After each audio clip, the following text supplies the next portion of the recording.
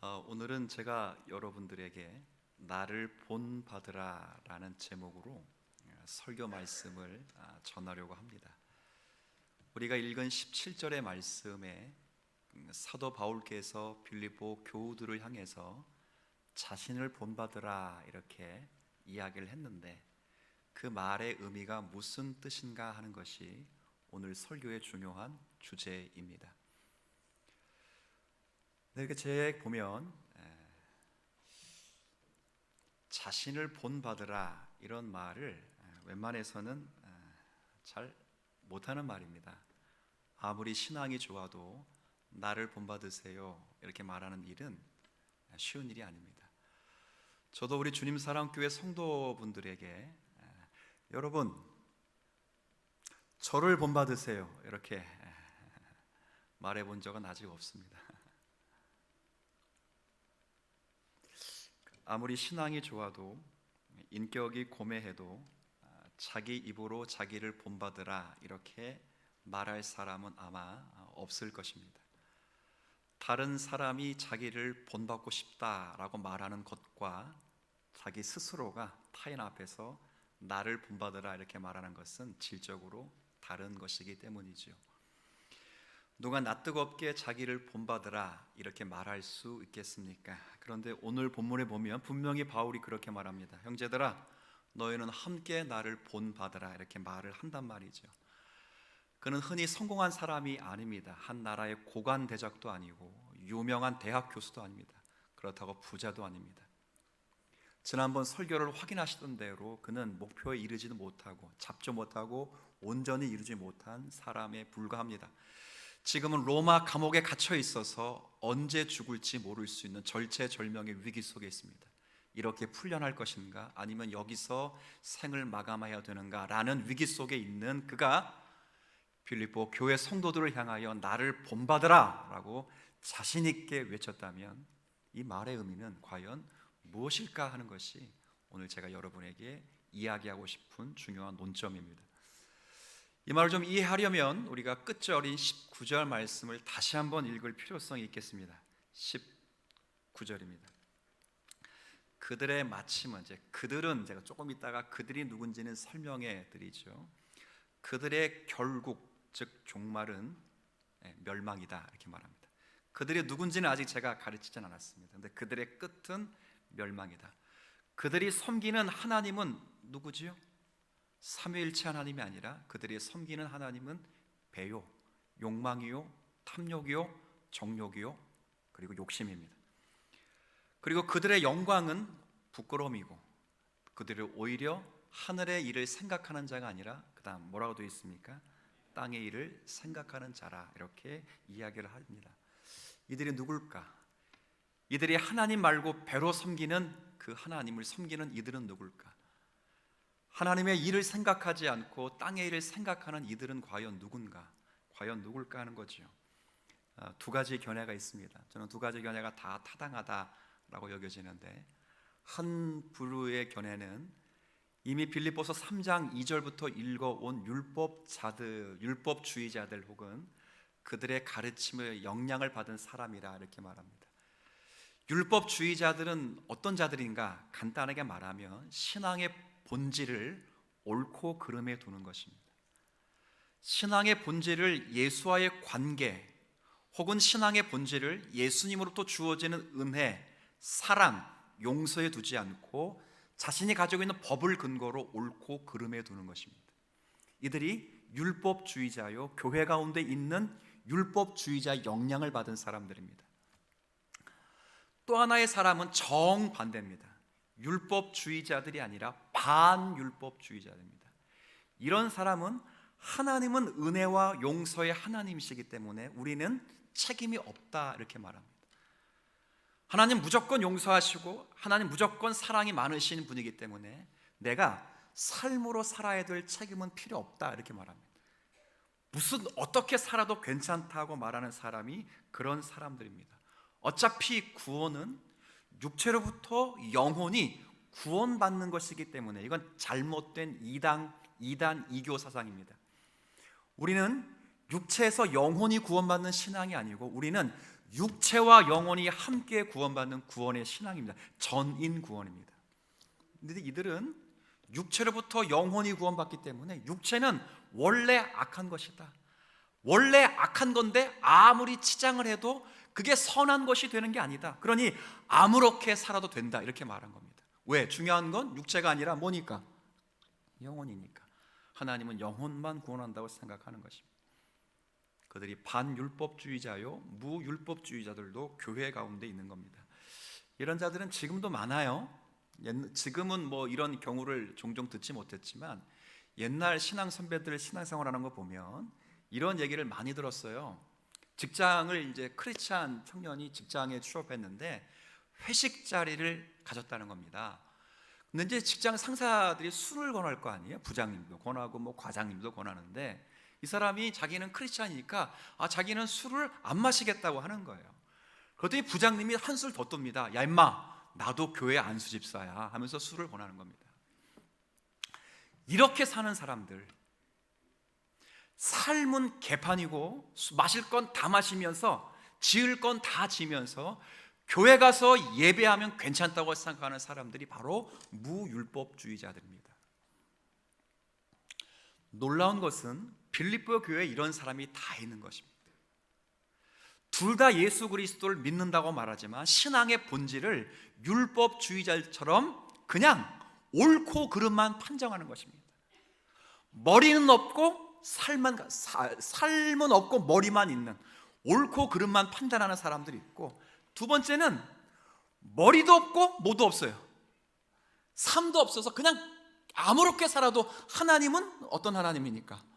사랑과 은혜가 많으신 하나님이니까 마음대로 사는 사람들이 교회 가운데 생긴 겁니다. 교회 가운데 없는 사람들을 사도 바울이 지금 이야기하는 거 아닙니다. 사도 바울은 18절에 보면 눈물을 흘리면서 나를 본받으라고 말합니다. 그러니까 이건 교회를 향한 말씀이거든요. 자, 이들은 그들의 율법주의자들이든 아니면 반율법주의자들 관계없이 18절에 그들을 이렇게 부르고 있습니다. 18절 같이 한번 읽어볼까요? 시작. 내가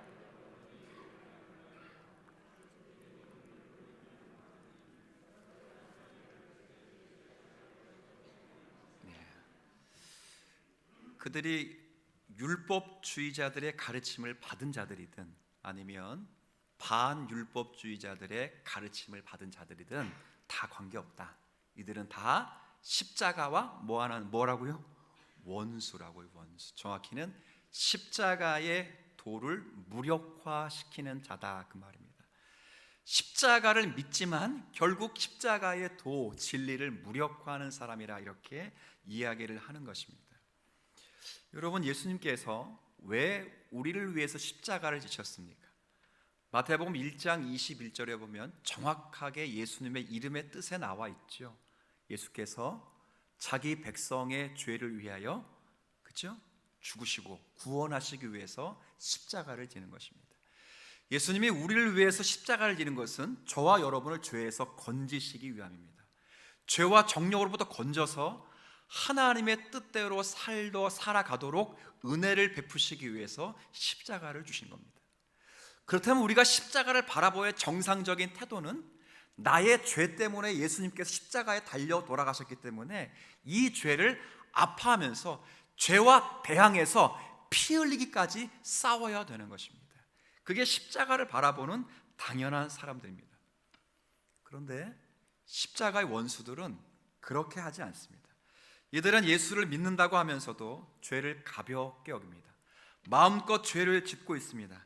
예수님이 우리의 죄를 위해 죽으셨고 부활하셨기 때문에 자유롭게 살아도 된다고, 마음껏 해도 하나님께서 우리에게 은혜를 베풀어 주신다고 하면서 오히려 방종을 자랑하며 그렇게 살아가는 것입니다. 그러니까 교회 안에서 무슨 짓을 해도 괜찮다는 믿음 지상주의라 하는 것이 교회 가운데 태동되는 겁니다. 제가 이제 배경 설명을 쭉 해드리면서 지금까지 배경 설명한 것을 토대로 보면 바울이 이해한 대로는 지금 이런 겁니다. 저들의 삶 가운데 사실은 몸과 삶으로 표현되는 신앙의 책임을 놓치고 있는 것입니다. 율법주의자들은 신앙의 본질을 삶으로 표현하는 것이 아니라 옳고 그름을 따지는 것으로 고백하고 있습니다. 이 사람들은 반율법자들은 반대로 신앙의 삶을 아예 던져버리고 있습니다. 포기해버리고 있습니다. 사도 바울이 두 경우를 다 보면서 신앙의 삶을 다른 말이 것이 아니라 살아내는 책임이 있다는 사실을 이야기하면서 나를 본받으라 이렇게 말합니다. 이건 사도 바울이 무흠하다는 것이 결코 아니에요. 사도 바울은 전혀 죄가 없고 사도 바울은 지금까지 자신은 깨끗하게 살았으니까 너희들도 깨끗하게 살아라 이런 차원에서 자신을 본받으라고 말하는 것이 아니라 자신이 사도로 부름받은 그 직에 자신은 지금 살아내고 있다 그 말입니다. 잘 살든 못 살든 말로 때우지 않는다 그 말입니다. 아니면 자신이 알고 있는 모든 교리를 다 동원해서 그 삶을 회피하고 있지 않다 그 말입니다. 자신은 자신이 알고 있는 모든 복음의 내용을 가지고 뭐하며 살고 있다고요? 사도로서 살아내고 있다 그 말입니다. 그것이 나를 본받으라 하는 이야기죠. 이것에 대한 성경적 이해는 분명히 있습니다. 오늘 빌립보서 말씀은 아니지만 로마서 12장 1절의 말씀을 보면 우리가 너무도 잘 아는 말씀이 있죠. 그러므로 형제들아 내가 하나님의 모든 자비하심으로 너희를 권하노니 너희 몸을 하나님이 기뻐하시는 거룩한 산 제물로 드리라. 이는 너희가 드릴 영적 예배니라. 이렇게 되어 있습니다. 앞에가 접속사가 그러므로라고 되어 있습니다. 이 그러므로는 앞에 있는 모든 내용의 적용이다 그 말입니다. 1장부터 11장까지 사도 바울은 구원의 교리에 대해서 아주 명확하게 설명을 했습니다. 아주 판명하게 분명하게 우리가 구원을 어떻게 받는지를 믿음으로 말미암음과 하나님의 예정이라는 차원에서 두 경우를 다 골고루 아주 정확하게 설명했습니다. 그런 다음에 이 교리를 반드시 이해하는 사람들은 그 다음 너희 몸으로 하나님이 기뻐하시는 거룩한 그 다음 뭐라고 되어 있어요? 산 제물로 드리라 했습니다. 여기서 산 제물은 맞습니다. 문자 그대로 살아있는 제물입니다. 희생 제사를 드리듯이 살아있는 제물 그걸 말하는 것이 아니라 산 제물은 제가 여러 의역 번역한 것 가운데 가장 문자 말고 의미적으로 가장 잘 번역한 건 이겁니다. 산 제물은 한번 따라해 보겠습니다. 살아가는, 무슨 말이에요? 너희 몸을 하나님께서 기뻐하시는 거룩한 살아가는 제물로 바치라는 거예요. 삶으로 바치라는 거예요. 여기서 몸은요 육체에서 영혼이 빠져나간 몸뚱이만을 가리키는 것이 아니라 육체와 영혼이 함께 있는 전인으로서 그 전인이 하나님 앞에서 인생을 살아가는 책임, 그냥 말과 이념과 사상과 진정성과 정성만으로 떼어놓고 살아가는 책임, 살아가는 순종, 살아가는 믿음, 이거 없는 삶을 살지 말고 지금부터 1장부터 11장까지 잘 가르쳐온 그 복음의 내용을 이해한 자답게 그 내용대로 어떻게 하라고요? 살아가봐라.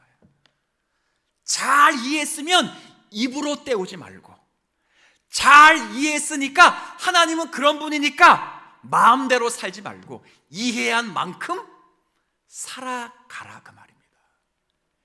이게 오늘 사도 바울이 우리에게 이해해야 하는 것입니다. 조금 이해를 돕기 위해서 조금 더 이제 설명을 할 것입니다. 제가 개신교의 가장 안타까운 것은 뭐냐 하면 강점이 약점이 됐다는 겁니다. 이 키워드는 기억하시고 설교를 이어 들으시면 좋겠습니다. 제가 볼 때 개신교의 가장 큰 강점은 가장 큰 안타까움은 정말 강점이 약점이 됐다는 거예요. 개신교의 가장 큰 강점은 뭐죠? 그리고 가장 큰 단점, 아니 안타까운 게 뭡니까? 제가 볼 때 개신교의 가장 안타까운 것은 모든 게 다 이론적인 것에 치우쳤다는 겁니다. 사실은 강점이 약점이 됐다는 얘기인데, 이 개신교회라고 하는 것은 사실 중세 1000년 가까이 로마 카톨릭, 우리가 말하는 천주교에 대항해서 종교 개혁이 회복된 신앙의 내용입니다. 그러니까 우리는 다시 뭘 발견한 것이 아니라 원래 잘 가다가 1000년 동안 잃어버렸던 것을 회복한 신앙이 우리가 믿고 있는 개혁파 신앙입니다. 개혁파 신앙은 맨날 두드려 부시는 개혁한다는 게 아니라 리폼드라고 하는 과거형입니다. 옛날에 1000년 동안 잃어버렸던 것을 다시 바울과 어거스틴의 복음을 회복해서 회복한 신앙을 개신교의 신앙이라고 말합니다. 이건 굉장히 큰 장점입니다. 근데 뭘 회복했지요? 우리가 다 하는 겁니다. 1000년 동안 잃어버린 것들을 회복한 겁니다. 1000년 동안 잃어버린 게 다른 것이 아닙니다. 이 천주교가 자신들이 가지고 있는 교황과 교회의 전통, 자신들이 가지고 있는 교회의 예식에다가 모든 신앙을 묶어버리는 동안에 본질인 내용을 잃어버렸습니다. 가장 큰 게 뭐죠? 이해를 조금 더 쉽게 하면 중세 1000년 동안은 평신도에게 성경을 읽지 못하도록 했습니다. 뭘 읽지 못하도록 했어요? 성경. 그러니까 읽지 못하도록 할 뿐 아니라 성경 자체를 가지고 있지 못하게 했습니다. 여러분 지금 다 성경책 들고 계시죠? 왜 들고 계십니까? 싸서 들고 있습니다. 그죠? 싸죠? 옛날에는 굉장히 비쌌을 거예요. 그죠? 그 당시에는 비싸서 못 산 게 아닙니다. 아예 법적으로 1000년 동안은 성도들은, 신자들은 성경책을 가지고 있지 못하도록 했습니다. 물어보겠습니다. 그럼 1000년 동안 신자들이 성경을 읽었겠어요? 못 읽었겠어요? 못 읽었죠. 그럼 어떻게 읽으면 되겠습니까? 목사들, 즉 저 같은 사제들이 읽어주면 되는 겁니다. 놀라운 건 1000년 동안 읽기는 하는데 해석을 안 해주는 겁니다. 설교를 안 해줍니다. 읽기만 합니다. 근데 어떻게 읽느냐? 프랑스 사람들은 뭘로 읽어주셔야 돼요? 그렇죠. 프랑스 말로 읽어줘야죠. 독일 사람들은, 독일어로, 아프리카 사람들은, 대한민국 사람들은, 뭐 그때 천주교는 안 들어왔으니까 아직, 그때는 천년, 중세 천년이라 그렇게 읽어줘요. 근데 전부 라틴어로 읽어요. 라틴어. 고대 로마 언어인, 이미 사장된 죽은 언어를 라틴어로 다 읽은 거예요. 자, 묻습니다. 성도들이 알아들었겠습니까? 못 들었겠습니까? 못 들었죠. 우리 몇 가지 알아듣는 용어 있어요. 꼬람, 기가 막히게 알대. 그거 이게 라틴어입니다. 데오는 하나님의 앞이라는 거죠. 코람은 앞이라는 뜻이거든요. 하나님 앞에를 앞에. 뭐 많이 하는 거 있죠. I credo, I believe in이라는 뜻이 나는 믿습니다. 이거 많이 들어봤을 거예요, 교회 가운데. 그거 말고는 다 모르죠. 그러니 성도들이 성경을 모르니까 전부 교회 전통과 예식에 매여 있는 것입니다. 뭐에 매여 있죠? 성화에 매여 있습니다. 성상에 매여 있습니다. 지금도 천주교 가보세요. 가장 먼저 촛불을 하고 기도하는 대상이 어디죠? 마리아 상입니다. 성화에 매였고 미사에 매였고 여러 가지 미신과 지금도 천주교는 미신과 마술이 테마사가 많은데 그 당시에는 더더욱 많아. 거의 무당 뻥치도록 많았습니다. 종교개혁이 뭡니까? 예식과 전통의 신앙을 묶어놓은 것을 다시 떼어서 내용을 사람들에게 이해하고 설득시켜 준 것입니다. 그래서 가장 먼저 한 게 뭘 것 같아요? 종교개혁 때 아까 거꾸로 1000년 동안 뭐 하지 못하겠다고요? 성경을 읽지 못하겠으니까 종교개혁을 처음으로 한 건 전부 평신도에게 뭘 준 거예요? 그렇죠. 여러분 물어볼까요? 독일인의 아버지가 누굽니까? 우리 대한민국 아버지 누구죠? 모릅니다. 이렇게 물어보니까 어떤 분은 이승만이요 그러더라고요. 모르겠습니다. 박정희라 말하는 분도 계시고요. 좋습니다. 독일인에게 물어보시죠. 모두가 다 아버지가 누구냐? 그러면 다 루터라면 루터. 왜 루터라 말하죠? 독일어로 번역해 줬거든요. 처음으로 독일어 성경을 번역해서 평신도에 읽게 했어요. 프랑스에 가보십시오. 너희들의 아버지가 누구냐? 누구라고 대답할까요? 똑같이 그 나라 말로 처음으로 번역해 주신 분, 제가 제일 존경하는 신학자. 모르면 안 되는데. 그렇죠. 영어로는 칼빈, 프랑스어로는 깔뱅이라는 깔뱅. 프랑스의 아버지예요. 왜요? 성경을 돌려줬어요. 성경을 읽히고 성경을 해석하고 적용해서 그들이 예전과 전통에 묶여있는 신앙을 이제 개인적으로 이해하고 설득해서 하나님 앞에 데려놓고 하나님 앞에 예배자로 세워주신 게 종교개혁이에요. 근데 문제는 그들을 이해하고 설득하게 만든 그 건강한 긍정적인 비판 능력이 이제 약점으로 작용하고 있다 그 말이에요. 처음은 정말 강점이었던 그 비판 능력. 그래서 로만 카톨릭이 무엇이 왜 면죄부가 틀렸고 연옥이 틀렸으며 교황이 무호하다는 것이 틀렸고 왜 교회의 전통이 틀렸는 것을 비판 능력으로 가져서 교회를 던실히 세웠는데, 중요한 건 그 비판 능력을 비판하다 보니까 더 이상 삶으로 살아내기를 않았다는 거예요. 좋은 교리들을 가지고 비판하기에는 앞장섰는데 그 좋은 교리를 가지고 하나님의 말씀대로 살아내지는 못한 것에 대한 바울의 안타까운 말이 오늘 본문이라는 거예요. 전통과 예식은 얼마나 잘 치장하느냐, 얼마나 정성을 다하느냐. 우리나라도 그러잖아요. 비나이다 비나이다. 누구에게 빌어요? 신은 관계없어. 하늘과 땅에 있는 어떤 신도 괜찮아. 내 몸만 관심, 내 정성만 받아달라. 정성만. 그렇죠.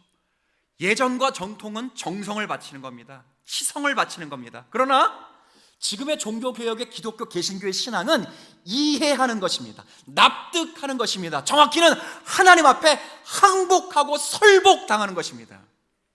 우리의 거듭난 지성에 성령께서 개입하시는 말씀을 이해하여 전통과 예전을 넘어 그렇게 말씀하신 하나님 앞에 설복하는 것이 우리의 신앙입니다.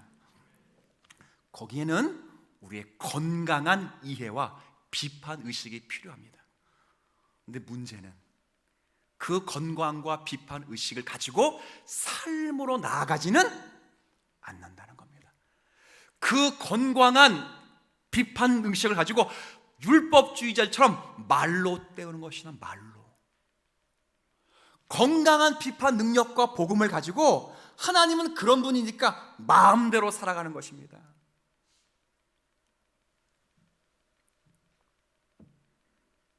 그래서 강점이 약점이 되었습니다. 정말 건강한 능동적이고 긍정적인 우리의 이해와 비판 정신이 약점이 되었습니다. 우리끼리 하자 그 말이죠. 한국교회가 얼마나 장로교가 분열될지 여러분에게 사실 알려주고 싶었으나 창피하고 부끄러워서 알려드리지 못했지만 오늘에서 알려드리면 여러분이 아마 깜짝 놀라실 겁니다. 우리는 기독교이며 개신교입니다. 기독교는 천주교까지 포함되기 때문에 저는 개신교라고 부르기를 기뻐합니다. 개신교입니다. 개신교. 개신교는 프로테스탄트라고 하는 싸우는 자, 투항하는 자, 개신교가 천주교와 싸워서 나온 개신교입니다. 회복입니다. 그들이 큰 집이고 우리가 작은 집이 아니라 회복시킨 것입니다. 회복. 그러니까 우리가 정통입니다. 이건 자신 있게 생각하셔야 합니다. 아멘을 잘 못하시네. 그들은 맨날 그럽니다. 너희들은 우리에서 쪼개져 나왔다. 쪼개서 나온 게 아니라 그들이 잘못된 것에 대해 회복한 것입니다. 우리가 정통입니다. 정통. 오히려 그들이 이단입니다. 이단. 자, 그런데 우리는 너무 비판의식을 강해서 이게 어느 정도 약점이 되었냐면 한국 개신교, 천주교 빼고 한국 개신교, 감리교, 순복음, 성교월고 뭐 다 기장까지 쳐서 한국 개신교의 교단 수가 341입니다. 놀래지도 않네. 요즘 놀랄 일이 너무 많으니까 자중하시죠. 그래요. 341요. 근데 그 중에 장로교가 몇 개일까요? 놀래지 말고 들으세요. 263개예요. 장로교는 개혁파 신앙을 가장 잘 보존된 형태의 신앙을 가지고 있습니다. 이건 제가 장로교 목사 소속이라서 이야기하는 것이 아니라 감리교가 그렇게 이야기하고 성결교, 순복음이 전부 그렇게 얘기합니다. 근데 문제는 살아가면서 삶으로 그것이 고백되지 않으니까 장로교가 말로 때우기 시작해서 틀리면 그냥 쪼개는 것입니다. 틀리면 쪼개는 것입니다. 본질적인 것을 쪼개는 것은 잘한 것입니다. WCC에서 쪼개진 건 잘한 겁니다. 그러나 그것이 정당한 쪼개짐이 아니라 그냥 단지 서로 대화하고 말하고 서로 함께 등을 부비고 살아가는 것이 싫어서 쪼개지는 것은 전부 우리의 강점이 약점이 되는 것입니다. 교회 분파가 왜 생기죠? 똑똑해서 생깁니다. 교회의 분파가 쪽파, 대파, 뭐 양파, 그것도 아니면 내파, 이 생기는 모든 파는 사실은 전부 똑똑해서 생기는 겁니다. 강점이 약점이 된 것입니다. 아는 게 많아서 생기는 겁니다. 아는 것을 가지고 십자가를 지거나 자기를 부인하는 것으로 들어가지 않고 아는 것을 가지고 옳고 그름을 율법주의자처럼 나누기 때문입니다. 사도 바울이 그걸 경계하는 것입니다. 지금까지 배운 교리가 다 필요 없다는 것이 아니라 그 교리를 가지고 분별을 하되 분별된 진리의 말씀을 가지고 믿음으로 살아갈 책임을 우리가 강조하는 것입니다. 저는 우리 주님 사랑교회에서 선포된 아주 제 설교가 명확하다는 게 아니라 명확한 기준을 갖고 있는 이 교회에서 갖고 있는 신앙의 내용들을 여러분이 명확하게 명석하게 삶으로 살아내는 필요성을 갖는 성도들이 다 되었으면 좋겠습니다. 정말입니다.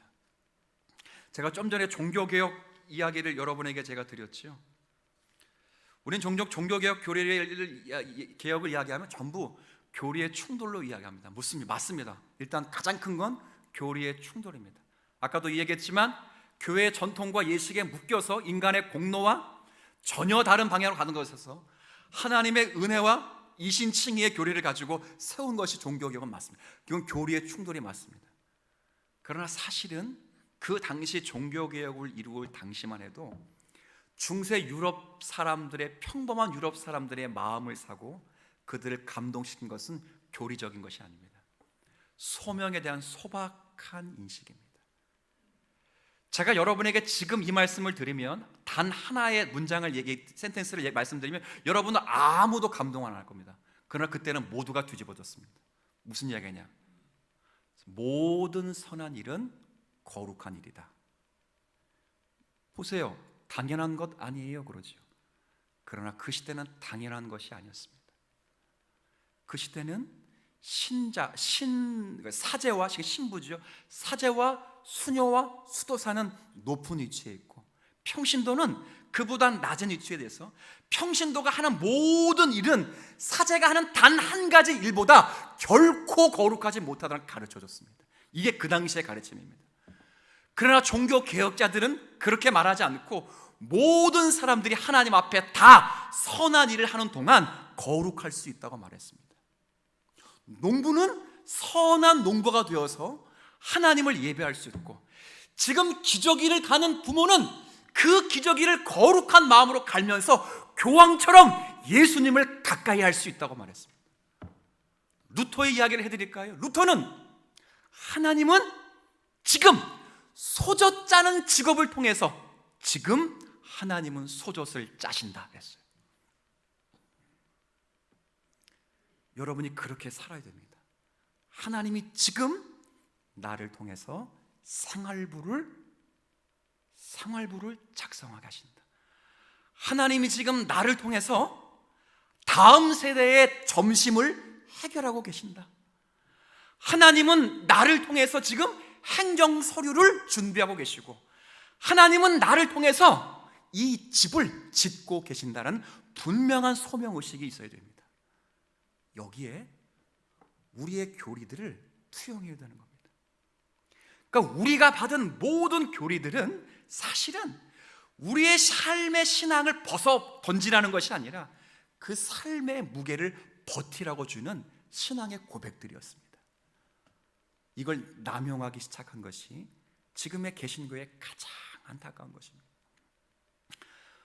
알아듣지도 못하는 설교를 왜 핏대를 높이며 하냐고요? 안타까워서 합니다. 여러분이 안타까운 것이 아니라 한국 교회와 저희 교회와 제가 안타까워서 하는 것입니다. 약점이 되었다 그 말입니다. 사도 바울이 이것 때문에 18절에 눈물을 흘리고 있습니다. 자신의 삶이 깨끗해서 나를 본받으라고 말하는 것이 아니라 이런 삶을 살아가야 될 삶의 자리를 교리로, 좋은 복음으로 탈피하고 벗어던지는 사람들을 꾸짖는 것입니다. 바울이 그래서 다시 말합니다.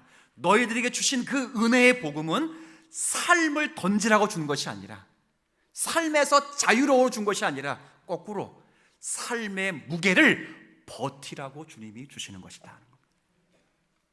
그게 신앙이라는 겁니다. 사도 바울이 예가 있습니다. 고린도 후서 말씀을 제가 좀 읽어 드릴 텐데요. 자, 고린도 후서 11장을 한번 여러분은 눈으로 한번 보시면 좋겠습니다. 11장입니다. 제가 16절부터 21절까지를 읽어 드리겠습니다. 내가 다시 말하노니 누구든지 나를 어리석은 자로 여기지 말라. 만일 그러하더라도 내가 조금 자랑할 수 있도록 어리석은 자로 받으라. 내가 말하는 것은 주를 따라하는 말이 아니요 오직 어리석은 자와 같이 기탄 없이 자랑하노라. 여러 사람이 육신을 따라 자랑하니 나도 자랑하겠노라. 너희는 지혜로운 자로서 어리석은 자들을 기쁘게 용납하는구나. 누가 너희를 종으로 삼거나 잡아먹거나 빼앗거나 스스로 높이거나 뺨을 칠지라도 너희가 용납하는도다. 나는 우리가 약한 것 같이 욕되게 말하노라. 그러나 누가 무슨 일에 담대하면 어리석은 말이나마 나도 담대하리라. 아멘. 여기 보면 빨간 글씨에 자랑이란 말이 자주 나오죠. 왜 자랑을 사도 바울이 할 수밖에 없었냐면 사도 바울은 지금 자신의 사도권을 변호하고 있습니다. 그러면서 이 말씀은 다시 의역을 좀 풍성하게 하면 교우들을 꾸짖는 것입니다. 고린도 교회에게 뭐라고 말하냐면, 야, 너 참 신기하다. 다른 일들은 다 넘어가면서도 아무 일 없다는 듯이 다 넘어간다. 복음에 관해서도 넘어가고 신앙에 관해서 넘어가다가 쉴 데 없이 유독 사도권의 문제만 나오면 왜 쌍심지를 키고 길을 쓰고 잡아먹을 듯이 덤벼드냐 그 말이에요. 정말 분별력을 가지고 판단력을 가지고 이해력을 가지고 너희들이 덤벼들 것 같으면 너희 교회 안에 잠입해서 지금 복음을 전한다고 말한 거짓 교사들이 전하는 그 말을 정말 유사복음인지 정말 참된 복음인지 그걸 분별해야지. 왜 엉뚱한 싸움을 하고 있느냐 그렇게 말하는 거예요. 사도 바울이 그러면서 자신이 사도됨을 증명합니다. 뭐라고 증명하냐면 그들이 히브리인이냐? 나도 히브리인이다. 그들이 이스라엘이냐? 나도 이스라엘이다. 그들이 그리스도이냐? 야, 이 정신없는 놈아, 나는 더더욱 그리스도의 일꾼이다 라고 말합니다. 그래서 뭐라고 말하는지 23절과 27절 같이 한번 읽습니다. 시작. 일꾼이냐?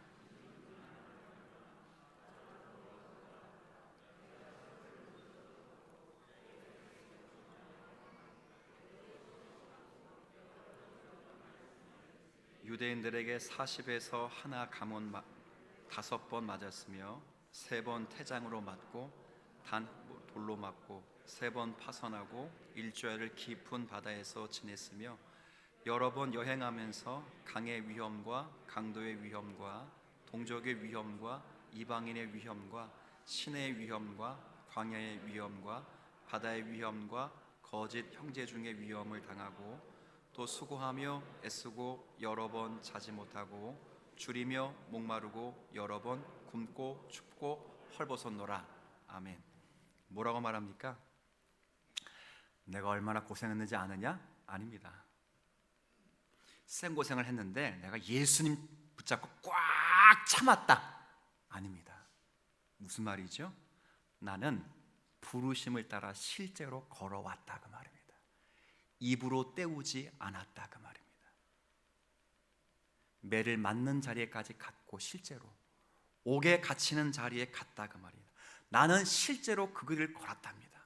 하나님이 부르시면 부르신 자리에 가고 하나님이 일을 시키시면 실제로 했다 그 말입니다. 그 일을 잘했다 못했다, 나 입 꽉 깨물고 참았다, 그 이야기를 하는 게 실제로 걸었다 그 말입니다. 그런데 거짓 교사들은 걷지 않고 뭘로 때운다고요? 말로 때운다 그 말입니다. 그렇게 하지 말라는 겁니다. 갖은 수모와 고통 속으로 실제 걸었다 그 말입니다. 누구처럼 걸었다는 거예요? 예수님처럼 걸었다 그 말입니다. 예수님이 우리의 죄를 위하여 죽으시기 위해서 이 땅에 오신 분입니다. 예수님은 사시다가 죽으실 것 같아 죽으신 분이 아닙니다. 자살하신 분이 아닙니다. 그분은 죽으시러 아예 목적을 두고 오셨습니다.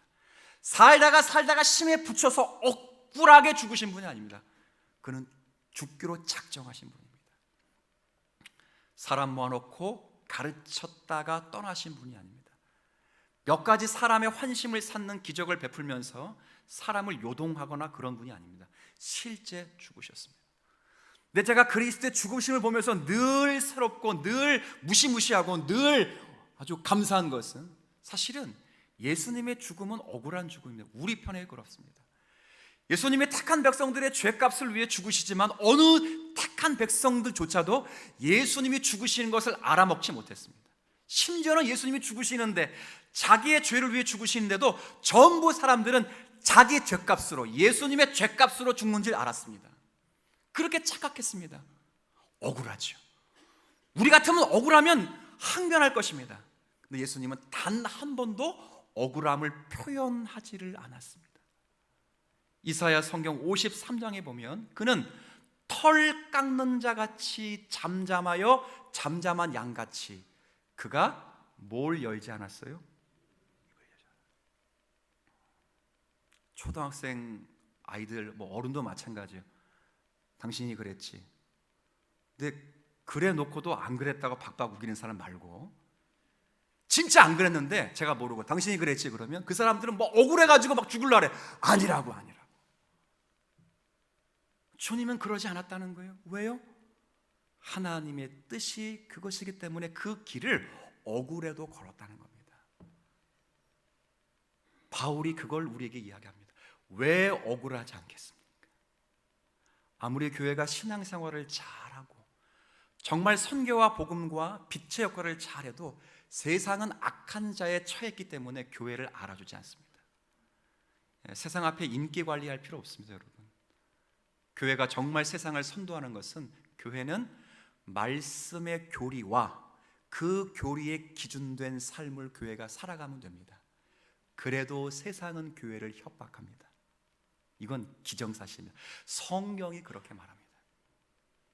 그러나 지금의 작금의 교회는 그 삶을 벗어버렸습니다. 정치와 편승하고 말하는 것으로 분별력을 놓아버리고 모든 것을 다 자르고 쪼개서 한 사람의 영웅을 만들어 우리의 신앙이 편파적으로 개인화되었습니다. 여기에 모두가 다 책임이 있지만 마치 목사 한 사람의 책임인 것, 성도도 모두가 다 목사만을 가지고 들들 볶아 잡습니다. 목사에게 책임이 없다는 것이 아닙니다. 그러나 모두가 다 십자가를 지지 않은 결과로서 생긴 것입니다. 주님은 그것을 안타까워합니다. 억울하지요. 알아주지 않지요. 그러나 그 길을 묵묵히 수모와 고난과 인생의 역경이 오더라도, 나의 신앙의 인생에 있어서 사실은 현실적인 것으로 보상이 되지 않을지라도 믿음 있는 사람들은 그 믿음의 교리를 가지고 묵묵히 신앙의 무게를 버텨내면서 그 고난을 통과하여 부활로 건져가는 것입니다. 이게 신앙입니다. 우리가 이미 읽어왔던 10절의 말씀을 한번 읽어볼까요? 다시 빌립보서 3장 10절입니다. 10절 한번 읽지요. 같이 읽습니다. 시작. 내가 그리스도와